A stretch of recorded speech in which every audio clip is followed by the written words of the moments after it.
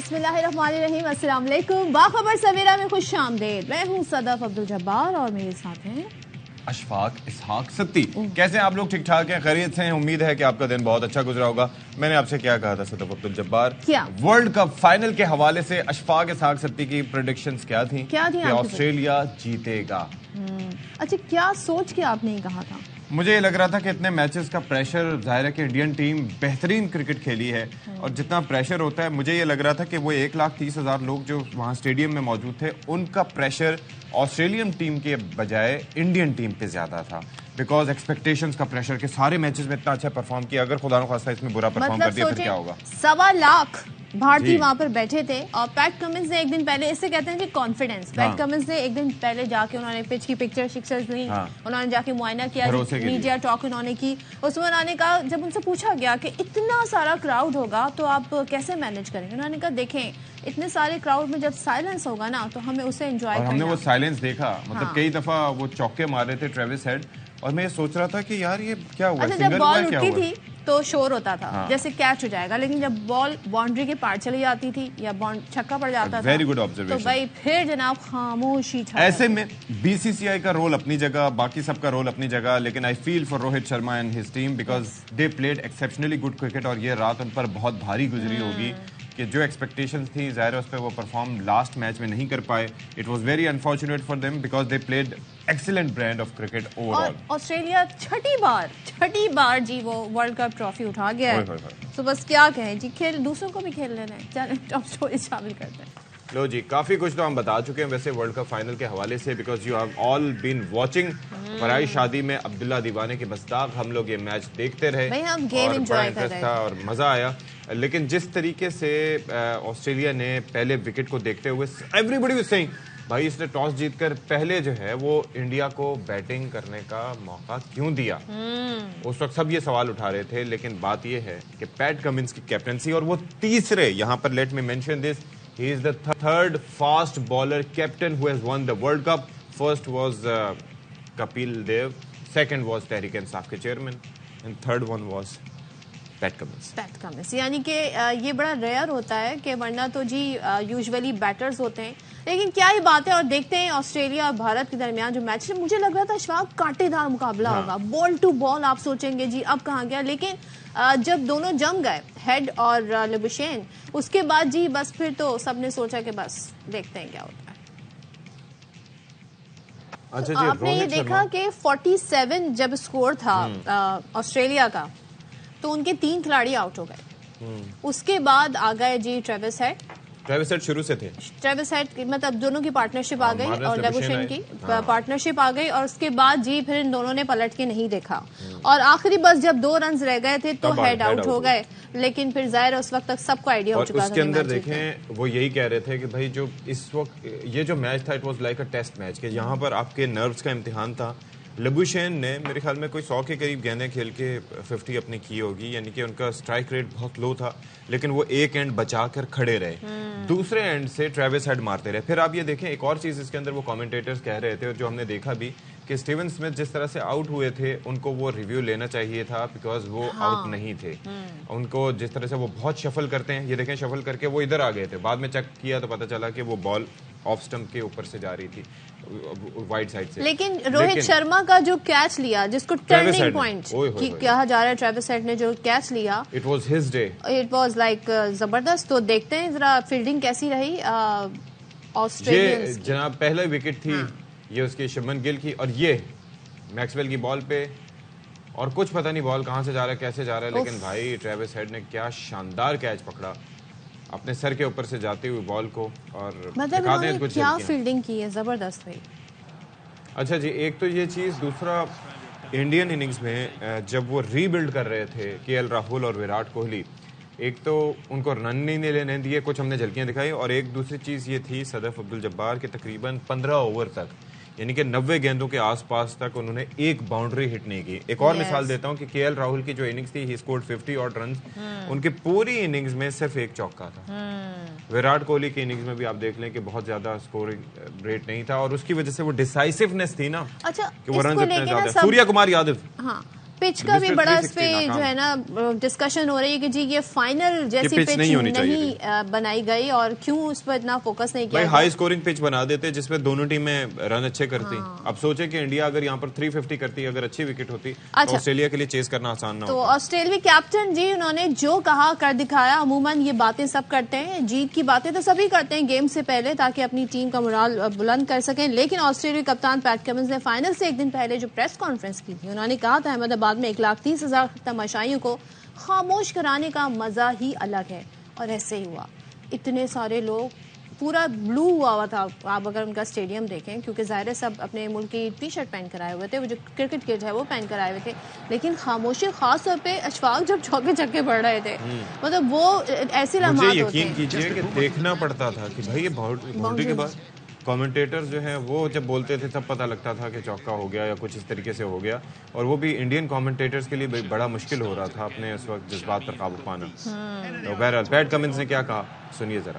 آپ یہ دیکھیے کہ یہ جو اننگز تھی کوہلی کی, اس وقت سب سمجھ رہے تھے کہ اننگز بلڈ کریں گے, یعنی کہ 50 کر چکے ہیں, اب یہ جائیں گے ماریں دھاڑیں گے, جو کہ ان کا طریقہ کار ہوتا ہے کہ اس کے بعد یہ ٹوٹلی اپوزیشن کو اپنے شہر میں طاری کر دیتے ہیں.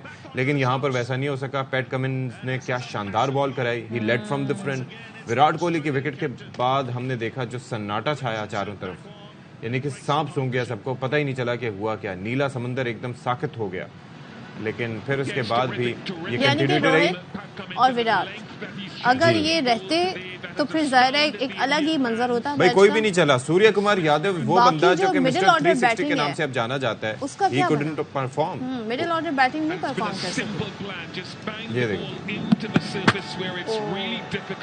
جو فیلڈنگ لی تھی اسی فیلڈنگ کے حساب سے پیٹ کمنز نے کنسسٹنسی سے بالنگ کروائی, یعنی کہ یہ نہیں کہ بال فیلڈنگ آف کے لیے بال لیگ پہ کرا رہے ہیں. اچھا جی خیر, اب ہمیں ظاہر ہے افسوس تو ہے, لیکن ایز اے کرکٹ فین آپ کو افسوس ہوتا ہے, اگر آپ کی ٹیم ہار جائے تو بڑا دکھ ہوتا ہے. لیکن یہ جو منظر تھے یہ بھی دیکھنے والے تھے جب جو کراؤڈ تھا وہ بالکل خاموش تھا. ایک چیز مجھے اچھی نہیں لگی, نو ڈاؤٹ کہ ان کے دل دکھے ہوئے تھے, ہرٹ تھے, مگر جب آسٹریلیا جیتے تو کوئی بھی نہیں تھا اسٹیڈیم میں, تماشائی نہیں تھے. آپ میں اتنی اسپورٹس مین اسپرٹ ہونی چاہیے. اتنا بڑا ایونٹ ہو رہا ہے اشفاق, ورنہ ہم نے دیکھا جب ورلڈ کپ جیتے ہیں تو وہ گراؤنڈ کا چکر لگاتے ہیں, اس کی نوبت ہی نہیں آئی کیونکہ وہاں پر کراؤڈ ہی نہیں تھا. اور جو انہوں نے فائر ورکس بھی کیا اس میں بھی میں دیکھ رہی تھی کہ زیادہ تر انڈین جو میپ ہے وہ بنایا جا رہا تھا, تو ساری تیاری تو ان کی یہ تھی. بالکل ایسے ہی ہے پروگرام تو. اور دوسرا ایک اور چیز بھی دیکھیں نا کہ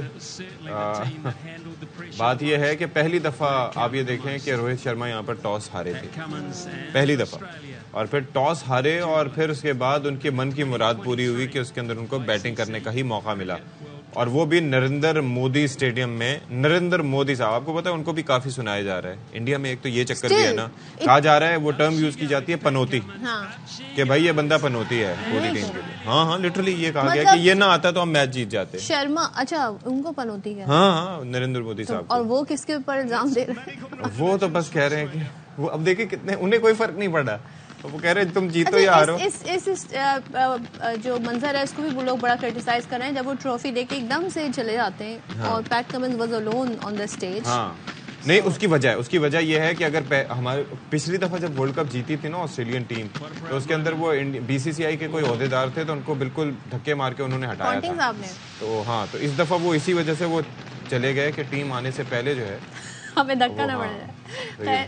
نہیں, وہ ہاتھ ملانے گئے تھے, وہ ایک ایک کھلاڑیوں کو جی مبارکباد دینے گئے تھے نریندر مودی. اچھا وہ دیکھیں جلدی وہ بس کہہ رہے ہیں نکلیں بس بات کر کے بس جی ہمیں جا کے سیلیبریٹ. لیکن ایک بات فرق یہ ہے کہ 2003 کے ورلڈ کپ جیتنے میں اور اب فرق یہ ہے کہ اب IPL ہوتا ہے, تو IPL کی وجہ سے رسپیکٹ فیکٹر ظاہر دینا ہوگا اگر if they want their contracts in the IPL, تو یہ ایک الگ چیز ہے. چلیں جی, لیکن ظاہر ٹورنامنٹ جو کہ شروع ہوا تھا 5 اکتوبر سے اس کا اختتام ہوا کل, یعنی کہ 19 نومبر کو. 47 ڈیز آئی گیس یہ رہے جو کہ بڑے ہی لوگوں کو انہوں نے انگیجنگ رکھا, انٹرٹینمنٹ بھی دی, خبریں بھی آئی, کنٹروورسیز بھی بہت رہیں, لیکن کچھ کھلاڑی جنہوں نے اپنے ریکارڈ بنائے اور آؤٹ کلاس پرفارمنس دی, ان میں وراٹ کوہلی کا نام سر فہرست ہے. انہوں نے ہائیسٹ رنز اسکور کیے ہیں, ایکسپشنل 765 رنز بنائے انہوں نے, اپنی سینچریوں کی 50 بنائی, اور پھر اس کے ساتھ ساتھ آپ یہ دیکھیں کہ اس at age 35 he is been brilliant. Maxwell نے فاسٹسٹ سینچری بنائی اور اس کے بعد واحد ڈبل سینچری ایونٹ کی انہوں نے سکور کی. اور اس کے ساتھ ساتھ بالنگ کے اگر ریکارڈز کی بات کریں تو وہ اپنی جگہ ہیں. شامی کچھ میچ کھیلے اور ٹاپ وکٹ ٹیکر رہے. اس کے علاوہ بمراہ اور سراج بھی اچھی انہوں نے بالنگ کہی کی. ڈی کاک کی بات کریں جو کہ کوئنٹن ڈی کاک south African wicket keeper batsman, کیا شاندار ان کا ٹورنامنٹ رہا, لیکن انفارچونیٹلی وہ بڑے میچ میں پرفارم نہیں کر پائے. یس, تو یعنی کہ اگر ہم اس میں بھی دیکھیں تو جو ٹورنامنٹ میں اچھی پرفارمنس رہی وہ بھی انہی دو ٹیموں کے کھلاڑیوں کی رہی جن میں انڈینز زیادہ ہیں. یعنی کہ ویرات کی بات کر لیں, شامی کی بات کر لیں, انہوں نے جو 57 پر 7 کھلاڑی آؤٹ کیے وہ بیسٹ فگرز بتائے جا رہے ہیں. سو بہت ساری جی ایسی باتیں تھیں جس کی وجہ سے کل کوئی وجہ نہیں تھی کہ کہا جائے کہ انڈیا نہیں جیتے گا, لیکن اپنا ہی گھر, اپنا ہی کراؤڈ, اپنا ہی پچز, اپنے ہی ساری وہاں پر آپ دیکھیں کامنٹری باکس میں جو سپورٹ انہیں پوری ملی ہوئی تھی انڈیا کو, اس کے باوجود ہار جانا. آپ تو وہ کہتے ہیں نا, کسی سیانے آدمی نے کہا تھا جی کہ آپ سارے میچ جیت کر ٹورنامنٹ نہیں جیت سکتے, کوئی نہ کوئی ایک ہار ضروری ہو جاتی ہے, ڈیو ہو جاتی ہے. وہ ڈیو جو فائنل اگر ہو جائے, فائنل پہ وہ ہار ڈیو ہو جائے تو پھر تو اس سے بری تو کوئی بات ہی نہیں ہوئی. پھر ایک اور چیز یہ ہوئی کہ بھائی وہاں پر میچ کے دوران ایک سپورٹر جو تھا پیلسٹینین کاز کا وہ وہاں پر پہنچ گیا. اس نے جو ماسک پہنا ہوا تھا وہ فلسطین کے جھنڈے کا تھا. اس کی شرٹ پر جو ہے فری پیلسٹائن کے ساتھ ساتھ آگے جو بامبنگز وغیرہ جو کی جا رہی تھیں اسرائیل کی جانب سے, جو ظلم ڈھایا جا رہا ہے اس کا تذکرہ تھا. اور ہی بریچ دا سیکیورٹی بریچ کر کے پھر وہ پہنچا وہاں پر وراٹ کوہلی کے پاس. اچھا, ہم لائیو یہ میچ میں دیکھ رہے تھے, لیکن ایک دم ہم نے دیکھا کہ پتہ نہیں میچ رک گیا ہے اور سیکیورٹی آفیشلز کو کچھ دوڑتے ہوئے دیکھا. کیمرہ انہوں نے اس کے بعد کٹ کر دیا تھا, یہ منظر انہوں نے نہیں دکھایا, لیکن وہاں پر ظاہر ہے جو لوگ موجود تھے انہوں نے یہ دیکھیں. اچھا, یہ وہ بندہ ہے, آئی ہرڈ کہ اس کا تعلق بھی آسٹریلیا سے ہی ہے. سو یہ جی آسٹریلیا نے ایک تو میچ بھی جیت لیا, دوسرے ان کے بندے نے آ کر جی وہاں پہ میسج بھی دے دیا کہ فلسطین میں کیا ہو رہا ہے, فلسطین میں کیا ہو رہا ہے, یہ ذرا سنواتے ہیں نا کہ کیا کہہ رہے ہیں. اچھا جی, جو سمجھ آ سکا ہے اس کے مطابق وہ کہہ رہے ہیں کہ میں وراٹ کوہلی کا فین تو ہوں, لیکن اس کے ساتھ ساتھ میں پیلسٹینین کاز کو سپورٹ کرتا ہوں. اور ٹرانسکرپٹ آ جائے گا اس گفتگو کا یا اس کے علاوہ, تو وہ بھی ظاہر ہے. اچھا, انڈینز جی یہ چاہتے تھے کہ یہ وائرل نہ ہو, تو میں وہی بات کہہ رہی تھی کہ آزادی اظہار رائے پہ ذرا پابندی, ایلون مسک نے بھی کچھ ایسا ہی اعلان کر دیا تھا, خاص طور پہ فلسطین کے حوالے سے لے کے جو معاملات ہیں اس کو بڑا فلٹر کیا جا رہا ہے کہ وہ کتنی چیزیں دکھائی جا رہی ہیں, کون آ کے کیا کہہ رہا ہے. لیکن یہ پکچر جب وائرل ہوئی اور جب یہ ویڈیو وائرل ہوئی, خاص طور پہ پکچر, تو ایک انڈین انفلوئنسر ہیں یا بہت سارے بیشتر ایسے انڈین انفلوئنسر ہیں جنہوں نے کہا جی دیکھیں یہ جو ہے نا اٹینشن سیکر ہے, اس کی پکچر آپ نہ لگائیں, اس کی پکچر آپ پوسٹ نہ کریں, اس کے یہ جو چاہتا تھا اس مقصد میں سے کامیاب نہ ہونے دیں. تو لوگوں نے کیا کیا جی, لوگوں نے اس کی پکچر لگا کے کہا اچھا do you mean this picture, do you mean this picture, تو وہ پھر کافی وائرل ہو گئی, ریپیٹ ہو کر. یس, جنہوں نے نہیں بھی دیکھا ہوگا انہوں نے سوشل میڈیا کے ورنہ آپ کو یاد ہے شروع میں جب رضوان نے کامنٹ کیا تھا تو کتنا یہ لوگ اس کے بعد پابندی لگوانے کا کہہ رہے تھے, یہ وہ, پھر اس کے بعد شکر ہے ICC نے اس وقت تھوڑے سے گٹس دکھائے, لیکن یہ منظر وائرل ہوا. وہاں پر انہوں نے براڈ کاسٹرز نے روک دیا, لیکن اس کے بعد ہم نے یہ دیکھا کہ پوری دنیا میں یہ سوشل میڈیا کے توسط سے وہ کس طریقے سے یہ چیزیں جو ہے وہ زبردست انداز میں دیکھتے رہے. اچھا جی, ویسے اگر ہم اوول بات کریں انڈیا کی جو ورلڈ کپ کی ایک تاریخ رہی ہے اس کی, تو 1983 میں سب سے پہلا ورلڈ کپ ون ڈے کا جیتا تھا انڈیا نے, اور اس وقت ان کے کیپٹن تھے کپل دیو. تو Kapil Dev is one of the heroes of Indian cricket team. تو ان کے لیے جی کل خبر یہ آئی کہ وہ نہیں تھے اسٹیڈیم میں. پھر یہ اسٹیٹمنٹ بھی سامنے آیا کہ ان سے منسوب کہ جی مجھے انوائٹ نہیں کیا گیا تو میں کیوں آتا. تو بھائی جب آپ نے دنیا بھر کے کپتانوں کو دعوت دی تھی جنہوں نے تمام گزشتہ جو ورلڈ کپ رہے ہیں وہ جیتے ہیں, لیکن 1983 کے جو ورلڈ کپ ونر بھارت کے ہیں جنہوں نے پہلی بار بھارت کو ورلڈ کپ جتوایا, کپل دیو, ان کو انوائٹ نہیں کیا. مطلب دیٹس انفارچونیٹ, ہونا چاہیے تھا, انوائٹ کیا جانا چاہیے تھا.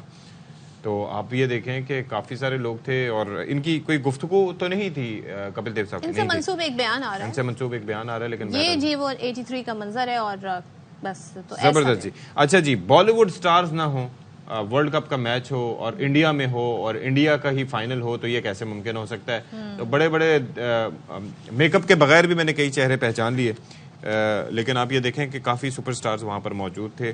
اور یہ دیکھیں جی, شاہ رخ خان وہاں پر بیٹھے تھے باکس میں, سچن ٹینڈولکر تو ظاہر ہے کہ وہ شان تھے, دیپیکا پڈوکون, پھر اس کے بعد رنویر سنگھ, اور کافی جو ہے وہ. اچھا یہ آپ یہ دیکھیں کہ دیپیکا جب when she was smiling in team India ہار رہی تھی اور دیپیکا کی انہوں نے ایک تصویر لی جس میں وہ مسکرا رہی تھی, تو وہ ان کی فلم کا حوالہ دیتے ہوئے کہا گیا کہ اب بھی یہ پاکستانی ایجنٹ کا کردار ادا کر رہی ہیں یہاں پر. تو یہ وہ پکچر بھی کافی وائرل ہوئی. تو ظاہر ہے لوگ میمز جی میچ کے بعد میمز کے بڑے دل دادا ہیں لوگ, تو میمز بڑی آتی ہیں, اس میں یہ بھی تھی. تو یہ آپ دیکھیں جی بالی ووڈ سٹارز آئے ہوئے تھے, تو سب بڑی تیاری سے آئے ہوئے تھے, اور سنا ہے بڑا جی مہنگے مہنگے ٹکٹ لے کر بڑا زبردست ان کی پلاننگ تھی. اور اس کے بعد کیا ہوا سب نے دیکھا, اور آخر میں تو جی انوشکا کا جب ہم دکھا رہے تھے یہ جو ان کا فیس تھا وہ کافی زیادہ اداس لگ رہی تھی. وہ بڑی سپورٹر رہی ہیں ان کے میاں, جب بھی پرفارم کرتے ہیں زبردست طریقے سے وہ سپورٹ کرتی ہیں.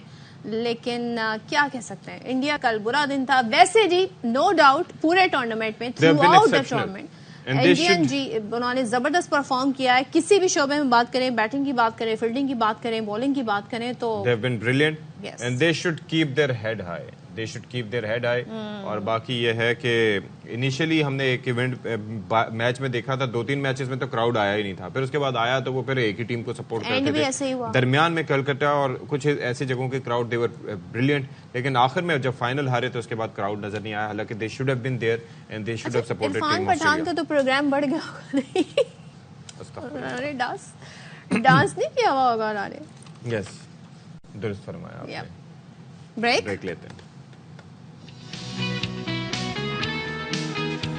اسموک کے حوالے سے, اور ہم عموماً اسموک کا جب تذکرہ کرتے ہیں تو انڈیا کا جو شہر ہے نئی دہلی, وہاں پہ جی بڑا ان کا ہائیسٹ نمبر آتا ہے. اسی طریقے سے لاہور کا بھی آتا ہے. لیکن کراچی پولیوشن کے حوالے سے تو بہت ہم نے بات سنی, لیکن اب یہاں پہ اسموک کل بتایا جا رہا ہے جی کہ اس کی وجہ سے کل جو کراچی میں ایئر کوالٹی انڈیکس ہے وہ ہائیسٹ تھا, اور کراچی ٹاپ کر رہا تھا اس میں جی 406 کی حد کو عبور کر گیا.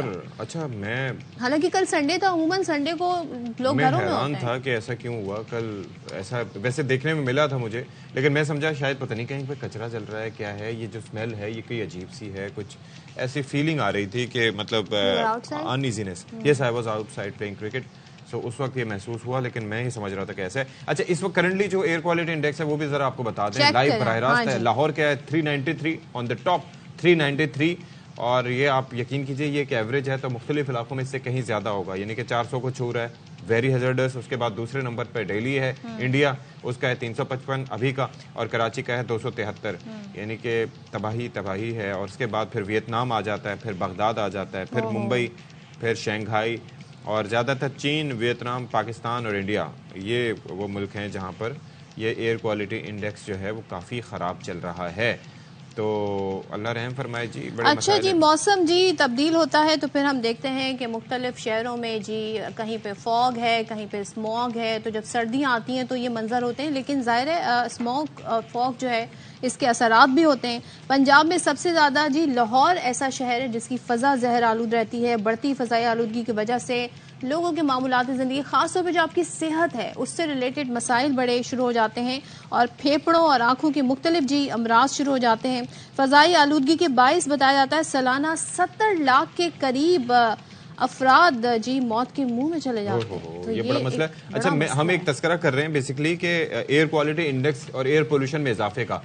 یہ جو لسٹ ہے نا AQI کی جو ترتیب دی جاتی ہے, اس کے اندر سب سے آخر میں کون سے ملک آتے ہیں وہ میں ذرا آپ کو بتا دیتا ہوں. آپ کو آئیڈیا 110ویں نمبر پر ہے سالٹ لیک سٹی, یہ امریکہ کا سالٹ لیک سٹی ہے, یہاں کا AQI ہے 4, ٹھیک ہے, بیسٹ. اس کے بعد دوسرے نمبر پر یعنی کہ 109ویں نمبر پر ہے اوسلو ناروے, وہاں کا 10 ہے. پھر اس کے بعد بشکیک ہے کرغزستان, وہ ہے جی 12, اور اس کے بعد چوتھے پہ ٹورنٹو ہے کینیڈا, اور 5ویں کا سینٹیاگو. یعنی کہ آپ اندازہ کریں کہ 10-12 سے اوپر نہیں جا رہی, اور جہاں پر 400-500 ہوگا. اچھا جو لوگ وہاں پر رہتے ہوں گے ان کے سکن کتنی اچھے ہوگی, ان کے ریسپریٹری سسٹم ان کا کتنا اچھا ہوگا, پھیپھڑے کتنے اچھے ہوں گے, وہاں پر صفائی ستھرائی اور فضا کتنی چیک کرنا پڑے گا جی کرتے کیا ہے, وجہ کیا ہے, کیا پاپولیشن کم ہے, کیا ہے, کون سی چکی کا آٹا کھاتے ہیں. ہاں جی بالکل. لیکن پہلے ذرا آپ کو دکھاتے ہیں جی اسموک کی وجہ سے کیا صورتحال ہے. جی تو حکمت عملی کیا ہونی چاہیے اسموک پر قابو پانے کے لیے, اس پر گفتگو کے لیے ہمارے ساتھ موجود ہیں نگراں وزیر برائے ماحولیات بلال افضل صاحب. Thank you so much for joining us Bilal Afzal. بھائی بات یہ ہے کہ اس وقت ظاہر ہے کہ دنیا بھر میں تو ارینجمنٹس کیے جاتے ہیں اور ہو رہے ہیں, اور میں اس دفعہ میں نے ڈفرینٹ یہ کیا کہ آخر کے جو ملک تھے ان کا بھی AQI پڑھ کے بتا دیا. لیکن آپ کی تو خیر نگراں وزیر وزارت ہے, اوور آل ویسے ہو کیا رہا ہے ہمارے ہاں؟ کچھ انڈرسٹینڈنگ ہے اس چیز کی کہ یہ کتنا بڑا تھریٹ ہے اور کس طریقے سے ارریورسیبل ہمارے پھیپھڑوں کو ڈیمیج کر رہا ہے، خاص طور پر جو بچے ہیں، بڑے ہیں؟ کوئی پالیسی آپ نے اس سے پہلے دیکھی اپنی وزارت میں، یا آپ کچھ دیکھ رہے ہیں اس طرح سے؟ سب سے پہلے تو جو آپ نے ابھی پیکج رن کیا اس کے اندر جتنی بھی باتیں ہو رہی تھی وہ بالکل ٹھیک ہے کہ کیا طریقے ہیں جس سے ہم اسموگ کو ٹیکل کر سکتے ہیں یا اپنا AQI کم کر سکتے ہیں. ایشو یہ ہے کہ یہ سارے ایکسپینسو اور لانگ ٹرم سولوشنز ہیں.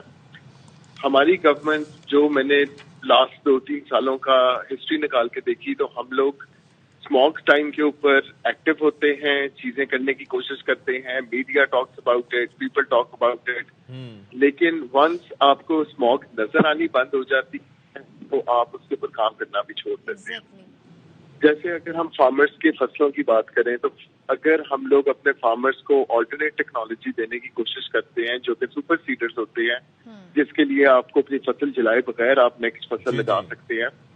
صرف پنجاب کے اندر اگر ہم سارے فارمرز کو سپر سیڈر پہ لکھتے ہیں تو دیٹ از 170 بلین روپیز کا پروجیکٹ. یہ کوئی ایک سال میں ایک گورنمنٹ نہیں کر سکتی. It needs to be a long term strategy. Countries like China کو 12 سے 13 سال لگے تھے اپنا AQI جو ہے وہ کنٹرول میں لانے کے لیے، اور ان کے پاس ریسورسز کی وہ کمی نہیں ہے جو ہمارے پاس ہے. نن دا لیس گورنمنٹس آتی ہیں شارٹ ٹرم پلان کر کے اسموگ کی سیزن کے اندر اس کو ٹیکل کرنے کی کوشش کرتی ہیں، but this needs to be a long term strategy جو 10-15 سال کی ہم اسٹریٹجی بنائیں. اسٹریٹجی کے لیے کیا ضرورت ہے؟ مطلب کیوں پلاننگ نہیں ہوتی ہے؟ اس کی وجہ کیا آپ کو لگتی ہے؟ ہماری صرف انوائرمنٹ میں نہیں باقی ساری جگہوں کے اوپر بھی جو پچھلی گورنمنٹ کا ہم دیکھتے ہیں کنٹینیوٹی آف پالیسیز نہیں ہے. ایک گورنمنٹ جب کوئی پالیسی دیتی ہے کوئی دوسرا اس کا مخالف نیکسٹ الیکشنز میں الیکٹ ہوتا ہے تو وہ پچھلی پالیسیز کو رادر دین ان کو میرٹس کے اوپر گیج کرے کہ کیا وہ پالیسی ٹھیک بنی تھی یا غلط بنی تھی، وہ پالیسیز ڈراپ کر دی جاتی ہیں. اس کے حوالے سے ایشو صرف یہی ہے یا ہم اسے سیریس نہیں لیتے یا یہ ہماری پرائیورٹی نہیں ہے، کنسرن نہیں ہے؟ کیونکہ بہت سارے ملک ابھی بھی ایسے ہیں جو انوائرمنٹل ایشوز کو لے کے کہتے ہیں جی یہ کوئی مسئلہ نہیں ہے. تو کیا یہ سوچ ہمارے یہاں بھی پائی جاتی ہے؟ میرا خیال ہے کہ اس کے اندر سب سے پہلے نا اویئرنیس کی کمی ہے، ہمارے لوگوں کی بھی، ہمارے پالیٹیشینس کی بھی، ہماری پالیسی میکرز کی بھی، کہ یہ ایشو کتنا now we talking about it کہ جی 7 سال ہماری عمر کم ہو گئی ہے لاہور میں رہنے والوں کی، بٹ اس کی سیریس انگیج کرنا تو ایون کے انڈیویجول لیول کے اوپر you need to think about کہ کیا میری گاڑی دھواں چھوڑتی ہے کہ نہیں چھوڑتی، کیا میری فیکٹری سے دھواں نکل رہا ہے نہیں نکل رہا. اگر سارے اپنے انڈیویجول لیول کے اوپر ہی اپنے آپ کو ٹھیک کرنا شروع کر دے تو ہمارا یہ ایشو رہے گا ہی نہیں. اور بلال صاحب ایک اور چیز بھی ہے، ایک چیز یہ ہے کہ جب گاڑیوں کی مثال دی، ہم میں سے ہر دوسرا بندہ گاڑیوں کی انسپیکشن ہم خود بھی نہیں کرتے، پرانی گاڑیاں بھی ہوتی ہیں، کیٹلیٹک کنورٹر جو ہیں وہ نکالے جاتے ہیں جو ایمیشنز کو اس طرح کے روکتے ہیں، فیول جس طرح کا ہمارے یہاں یوز ہوتا ہے. پلس دوسری چیز یہ ہوتی ہے کہ آپ یہ دیکھیے کہ ہمارے یہاں جو کوئی سڈن کوئی آفت آتی ہے نا اس کے اوپر ہر کسی کی آنکھیں لگ جاتی ہیں. مثال کے طور پر خدا نخواستہ زلزلہ ہو تو ہر کوئی کہتا ہے کہ جی بڑا نقصان ہو گیا، لیکن سیلاب سے 3.5 کروڑ افراد بے گھر ہو گئے کیونکہ وہ سلو ڈیوسٹیشن تھی، اس کا لیول ڈفرینٹ تھا، اس کا اتنا فرق نہیں پڑتا. یہ بھی ایک مائنڈ سیٹ ہے لوگوں کا اور گورنمنٹس کا.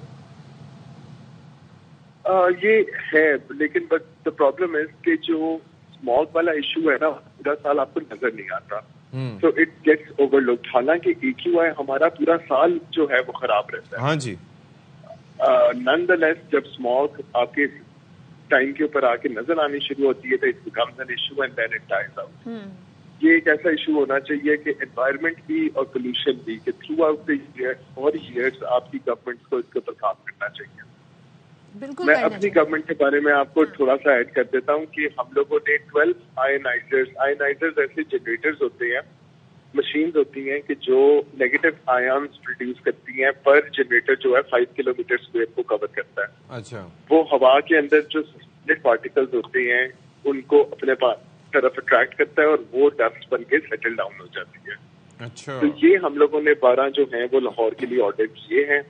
انشاءاللہ وہ ود ان 2 to 3 months جو ہیں وہ آ جائیں گے، لگ جائیں گے. اس پہ کاسٹ کتنی ہے اور ضرورت کتنے کی ہے مزید؟ لاہور کے اوپر تو جی ہماری کاسٹ نہیں آ رہی کیونکہ ہم لوگوں نے جس کمپنی کے ساتھ اس کا کانٹریکٹ کیا ہم نے ساری سٹیز کے بھی کیا، بٹ ایز اے سیمپل ہم نے کہا تھا کہ پہلے لاہور کے اندر ہمیں یہ پروو کر کے دکھایا. اچھا. بٹ یوزلی جو ہے وہ پر جنریٹر اباؤٹ $300 to $400 کا آپ کا کاسٹ آتی ہے. تھینک یو سو مچ بلال. اور لیٹس سی جی, آپ نے کہا کہ اویئرنیس کی ضرورت ہے اور ہم اپنی انڈیویجول کیپیسٹی میں جو کر سکتے ہیں وہ بھی کریں تاکہ ہم اپنے انوائرمنٹ کو صحیح کر سکیں. ایسے سیریس لینے کی ضرورت ہے. بالکل جی. اور جن کنٹری کا آپ حوالہ دے رہے تھے جہاں پہ بہت کم ہے جی ایئر کوالٹی انڈیکس میں جو ان کا بتایا جا رہا ہے پارٹیکلز جو ہوتے ہیں, تو اس کی وجہ ہے انہوں نے اپنی پالیسیز کا تسلسل رکھا اور ملک کا خیال رکھا. دوسری بات یہ ہے کہ انڈرسٹینڈنگ کی بات ہے نا, ہمارے یہاں وہی ہے کہ جو کوئی چیز سڈن ہو, اچانک ہو گئی تو سارے جو نظر آ رہا ہے بس وہی ایشو ہے. جو آہستہ آہستہ ہوتے ہیں تباہی, اس کو کوئی نہیں پوچھتا. پہاڑ ہو جائے, بالکل وہی مثال ہے. میں ٹیلنٹ کی تو خواتین کے حوالے سے بات ہوتی ہے, وہ بھی کسی بھی شعبے میں کسی میدان میں پیچھے نہیں ہے. لیکن جی پولیس ایک ایسا شعبہ ہے جہاں پر ہم بہت کم دیکھتے ہیں خواتین کی شمولیت, اور ظاہر ہے اس شعبے کو لے کر جی ایک تو اس کا امیج اتنا اچھا نہیں ہے پولیس کے حوالے سے, لیکن ہماری جو بہت سارے پولیس اہلکار ہیں ان کے کارنامے ایسے بھی ہیں جن کو ہم سیلیوٹ کرتے ہیں. انہوں نے جی جس طریقے سے ملک اور قوم کی خدمت کی ہے. تو جی ایک خاتون ہے, ان کی بتاتے ہیں کہ پشاور کی تاریخ میں پہلی بار جی تعینات ہونے والی خاتون ASP نایاب, جنہیں حال ہی میں SDPO حیات آباد کا چارج دیا گیا ہے. ان کا تعلق لاہور سے ہے. نایاب معیز نے مقابلے کا امتحان جی امتیازی نمبروں سے پاس کیا اور بطور ASP پولیس سروس جوائن کی, اور باقاعدہ وہ یہ کہتی ہیں کہ ان کے لیے ایک مشکل فیصلہ تھا, لیکن انہوں نے پولیس کی لازوال قربانیوں کو مد نظر رکھتے ہوئے یہ فیصلہ کیا اور پولیسنگ کے شعبے کو چنا. چلیں جی, تو ہمارے ساتھ اس وقت موجود ہیں SDPO حیات آباد نایاب معیز صاحبہ. Thank you so much for joining us. Nayab, یہ بتائیے گا کہ آپ نے CSS کیا, پھر پولیسنگ جیسے شعبے کو منتخب کیا. خواتین اب تو ماشاءاللہ سے ہم دیکھ رہے ہیں کہ کافی تعداد میں اس شعبے میں آ رہی ہیں, لیکن اس کو مزید بڑھنے کی ضرورت ہے. آپ نے یہ شعبہ چنا, اس کی وجہ کیا رہی؟ السلام علیکم اشفاق, آئی ہوپ آپ ٹھیک ہوں گے. اشفاق, اس شعبے کو چننے کی بیسک وجہ یہ ہے کہ مجھے ایسا لگتا ہے کہ خواتین سافٹ پاور کا سمبل ہیں, لیکن ان کے ساتھ اگر ہارڈ پاور کو ایسوسیٹ کیا جائے تو پاکستان کا پازیٹیو امیج انٹرنیشنل کمیونٹی تک جاتا ہے. تو مجھے ایسا لگتا ہے کہ I want to be motivation and inspiration for all those women جو کہ اس طرح کی ہارڈ پاور کے ساتھ ایسوسیٹ ہونا چاہتی ہیں. اور میری سب سے بڑی وجہ جو ہے وہ یہی تھی کہ میں خواتین کے لیے پازیٹیو میسج کنوے کروں اور KP پولیس کا ایک اچھا جو ہے وہ پارٹ بن. It's a different kind of job. Usually جو ورکنگ ویمن ہے ہمارا اس میں ذہن میں خیال یہ آتا ہے جی 9 to 5 جاب ہے, آفس جاتی ہیں, انڈور جاب ہے. لیکن آپ کی جاب جو ہے اس میں ایک طریقے سے آؤٹ ڈور ایکٹیویٹی بڑی انوالو ہوتی ہے. So how do you manage this? پھر آپ کے گھر والوں کا اس میں کتنی آپ کو سپورٹ حاصل ہے؟ میم, اگر میں بات کروں خواتین کی تو مجھے ایسا لگتا ہے کہ جب تک انہیں گھر سے اس قدر سپورٹیو انوائرمنٹ نہ ملے تب تک وہ اس فیلڈ میں پراپر طور پہ سرو نہیں کر سکتی. خاص طور پہ اگر میں پولیسنگ کی بات کروں تو my mother in law is very supportive, my family is very supportive. وہ مجھے سپورٹ کرتے ہیں تو گھر میں میں کنوینئنٹ ہوتی ہوں. مجھے ایسا لگتا ہے کہ I can maintain work life balance. میں باہر بھی جاتی ہوں, اپنی بیبی کو ساتھ لے جاتی ہوں, تو میں اسے مینج کر لیتی ہوں. اچھا, ویسے مجھے بتائیے گا کہ آپ چونکہ since you are in it, تو ابھی کافی سارا ایک اسٹگما اٹیچڈ ہے کہ جی پولیس کا رویہ ٹھیک نہیں ہوتا, اور ظاہر ہے کہ آپ خواتین کے جانے سے آئی ایم شیور کہ اس امیج کو مزید بہتر بنایا جا سکتا ہے لوگوں کی ہینڈلنگ میں, پلس جو کلچر ہے ہمارا وہاں کا وہ اس حساب سے بھی اب ٹیکل کرنا بہت ضروری ہے. تو کیا کیا بہتریاں آپ تجویز کرتی ہیں کہ ہونی چاہیے مزید؟ اشفاق, میں آپ سے یہ ضرور شیئر کروں گی کہ مجھے ایسا لگتا ہے کہ ہمارا زیادہ فوکس ہمیشہ آپریشنل پولیسنگ پر آئے یا ایڈمنسٹریٹو پولیسنگ پر آئے, اور کمیونٹی پولیسنگ میں کہیں پہ جو ہے نا وہ تھوڑے سے لیکوناز رہ گئے ہیں. تو ہم اب کوشش کریں گے کہ کمیونٹی پولیسنگ کی طرف جائیں اور اس میں یہ انیشیٹو لیں کہ ہم وومن ڈیسک کو بھی انیشیٹ کریں. اس کے علاوہ جو ہماری پبلک لائزون کمیٹی ہوتی ہے جس میں ہم کمیونٹی کے ساتھ جو ہے نا وہ بیٹھ کر تمام معاملات کو طے کرتے ہیں, اس میں ہم خواتین کی شمولیت بھی انشور کریں. تو اس سے ایک بڑا پازیٹیو سا امیج جائے گا, اور انشاءاللہ آئی ایم ویری ہوپ فل کہ پشاور میں خواتین جو ہے وہ مین اسٹریم ہونا شروع ہو جائیں گی. بالکل زبردست Nayab, thank you so much, best of luck to you. اور ظاہر ہے آپ خاتون ہیں, میرڈ ہیں, تو آپ کے لیے ظاہر ہے ورک اور جو آپ کی پرسنل لائف ہے اس کو مینیج کرنا, بیلنس کرنا آپ کے لیے کوئی مشکل نہیں ہے اگر آپ ول ہو اور آپ کرنا چاہیں تو, and that's because of the support of the family. چلیں جی, ایک بریک لیتے ہیں, بریک کے بعد آتے ہیں.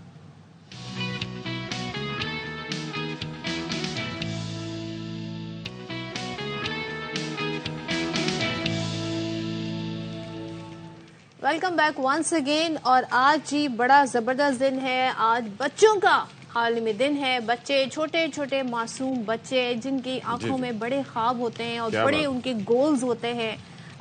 ظاہر ہے ریالٹی کا انہیں اس طرح پتہ نہیں ہوتا, لیکن ان بچوں کے بھی رائٹس ہوتے ہیں.